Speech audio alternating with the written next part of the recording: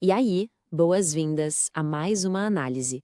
Hoje a gente vai mergulhar de cabeça em um tema que, vamos ser sinceros, afeta quase todo mundo em algum momento. Sabe aquela sensação de que a vida simplesmente estagnou? Pois é, a gente vai destrinchar exatamente por que isso acontece e, o mais importante, como finalmente quebrar esses ciclos repetitivos. A ideia aqui é transformar essa sensação de paralisia em uma disciplina de ferro, usando nada menos que ciência e sistemas estruturados. Vamos lá? Para começar, por que será que a vida frequentemente parece presa em um looping infinito? É muito doido observar isso, mas a gente vê indivíduos cometendo os exatos mesmos erros repetidas vezes, caindo nas mesmas dinâmicas destrutivas, às vezes só mudando o CEP ou o nome dos envolvidos, não é? Fica parecendo que tem uma nuvem pessoal de azar pairando no ar. Mas olha, a culpa raramente é do destino ou do universo. Tem uma mecânica oculta operando bem aí nos bastidores da mente. E para desvendar isso, o nosso mapa de hoje tem 5 paradas superlógicas. Primeiro, a gente vai entender a raiz da estagnação. Segundo, a fuga de ambientes destrutivos. Terceiro, vamos derrubar o mito da motivação. Quarto, entender a ciência dos hábitos. E para fechar com chave de ouro, o poder do 1%. Então, começando direto pela parte 1, a raiz da estagnação, descobrindo os motores ocultos do comportamento. É hora de colocar uma lupa nessas forças invisíveis que causam a nossa paralisia mental. Tem uma frase do psiquiatra Carl Jung que é honestamente assustadora de tão precisa. Ele dizia que, até que o inconsciente se torne consciente, ele vai continuar dirigindo a nossa vida e a gente vai acabar chamando isso de destino. É exatamente isso. Traumas que a gente ignora e padrões mentais antigos funcionam como ímãs superpotentes. A mente acaba sendo arrastada de volta para o que é familiar, mesmo que seja super doloroso. E aí a saída mais fácil é simplesmente culpar a falta de sorte. E tem um agravante moderno nisso tudo. Pensa no contraste com as gerações passadas. Antigamente, o menu de opções da vida era baseado em círculos sociais muito pequenos. As escolhas eram limitadas, mas isso trazia uma baita clareza. Hoje não. Na era moderna, a gente é simplesmente bombardeado por possibilidades infinitas e uma vitrine absurda de comparações nas redes sociais o dia inteiro. A nossa mente simplesmente não evoluiu para processar o sucesso de milhares de estranhos ao mesmo tempo. Isso gera um verdadeiro paradoxo da escolha, uma claustrofobia mental onde o excesso de opções resulta em quê? Na mais absoluta inação. O que nos leva à parte 2. Fuga de ambientes destrutivos, uma alegoria para escapar de ciclos tóxicos. Aqui a gente traz uma metáfora histórica pesada sobre o preço de abandonar espaços que nos fazem mal. A gente pode usar a antiga alegoria de Sodoma e Gomorra como um baita guia. Tem 4 regrinhas rigorosas de fuga aí. O primeiro passo é, de longe, o mais difícil de todos: amar a própria vida o suficiente para querer fugir. Sabe, a falta de reação diante da estagnação quase nunca é por falta de oportunidade externa. É uma perda profunda daquele desejo interno de viver bem.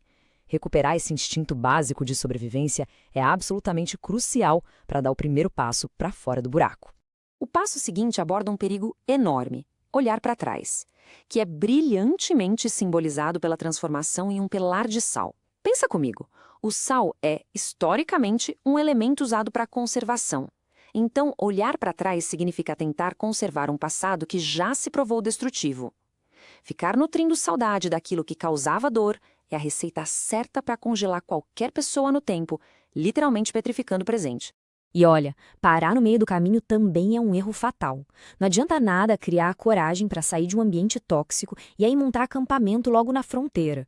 Ficar ali flertando com velhas companhias ou hábitos ruins garante que o fracasso volte a longo prazo.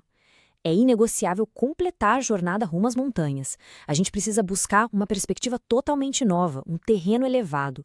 Cortar a corda do passado é de fato a única maneira de deixar o barco navegar. Seguindo para a parte 3. O mito da motivação. Porque esperar pelo clima certo é uma armadilha. É exatamente aqui que a imensa maioria das tentativas de mudança simplesmente desmorona. Acreditar que a gente precisa estar com aquela vontade toda para começar a agir é com certeza o maior golpe que já inventaram. A motivação é pura emoção bancada por dopamina. Ela é incrivelmente volátil. Ela acorda super disposta num dia e no outro desaparece sem deixar recado. Já a disciplina é completamente diferente. Ela é um sistema baseado em ação e escolha. A disciplina não pede permissão para o humor. Ela não quer saber se está chovendo ou fazendo sol. Ela só exige que o tijolo de hoje seja colocado na parede. É a fundação sólida que salva a gente da montanha-russa da motivação. Para colocar isso em perspectiva, hoje em dia ninguém sofre por falta de acesso à informação, concorda? Tem tutorial para tudo. A estagnação não é um sintoma de ignorância, é uma crise de execução. O sucesso foge de quem fica exausto buscando atalhos e fórmulas mágicas.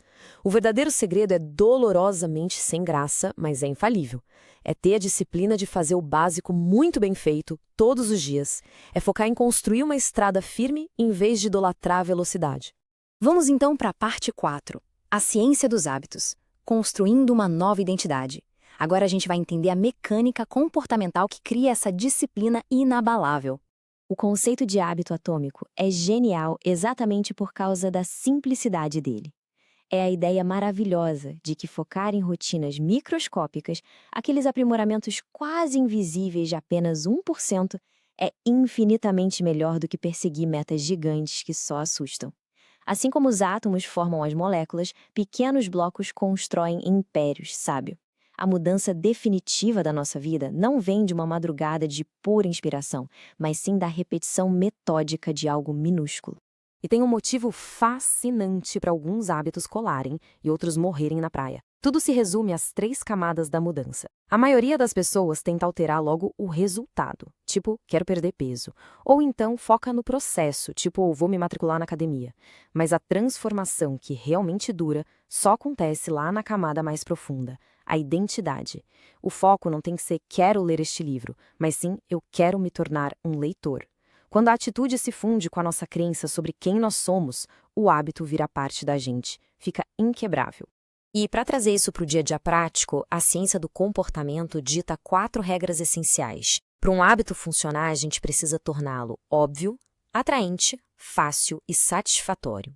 E o grande pulo do gato aqui é deixar a coisa tão fácil que chega a ser ridículo usando a regra dos 2 minutos. Bateu a vontade de criar uma rotina monstruosa e complexa? Calma. Reduz isso para uma versão que leve exatos 2 minutos para ser feita. O objetivo inicial não é ser perfeito, é simplesmente massacrar a inércia e padronizar o ato de começar. E finalmente chegamos à parte 5, o poder do 1%, a matemática da melhoria contínua. A lógica por trás desse esforço de formiguinha é incrivelmente animadora. Tem uma fase do processo que costuma frustrar muita gente, chamada platô do potencial latente. Quando a gente começa a aplicar essas pequenas mudanças, é super comum o desânimo bater porque, bem, os resultados simplesmente não aparecem na hora. Mas não se engane, o esforço não está indo para o ralo. Ele está sendo estocado. O que a sociedade adora aplaudir e chamar de sucesso da noite para o dia é, na verdade, só um instante visível onde anos de trabalho silencioso e acumulado finalmente quebraram a superfície desse platô. E a matemática não deixa a gente mentir. A mágica dos juros compostos, aplicada aos hábitos, mostra que melhorar singelos 1% todo dia não é uma curvinha reta e sem graça. Quando a gente empilha isso ao longo de um ano inteiro, o resultado final é um desempenho 37 vezes melhor do que no dia 1. 37 vezes. É o triunfo absoluto, de lavada, da constância contra aquelas explosões exaustivas e esporádicas de esforço. Para encerrar nossa exploração de hoje, fica aqui uma reflexão daquelas para levar para o travesseiro. A gente tem gastado energia demais focando nos resultados imediatos de hoje, ou estamos prestando atenção de verdade na trajetória que os nossos hábitos diários estão desenhando? Afinal de contas, o futuro não passa de um grande eco das atitudes repetidas no presente. Ignorar aquela motivação barata, cuidar das raízes invisíveis e aprender a amar o processo diário não é só um jeito de avançar, é a única bússola que realmente aponta para o norte. Um abraço e até a próxima análise.